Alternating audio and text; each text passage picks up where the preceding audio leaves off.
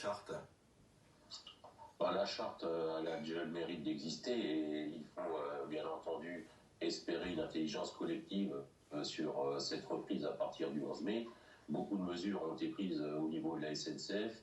L'UNSA Ferroviaire a participé grandement à l'élaboration des gestes sanitaires et des fiches métiers pour que la reprise se fasse dans la plus grande sécurité sanitaire, tant pour les salariés que pour les voyageurs.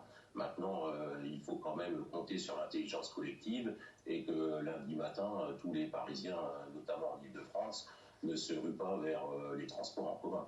Ça veut dire que les agents des transports n'ont pas l'intention d'exercer un droit de retrait lundi?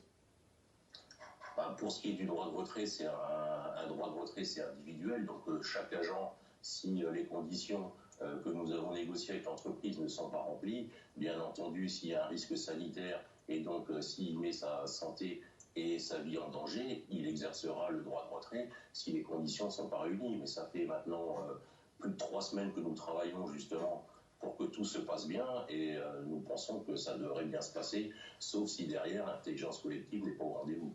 Franck Boisise.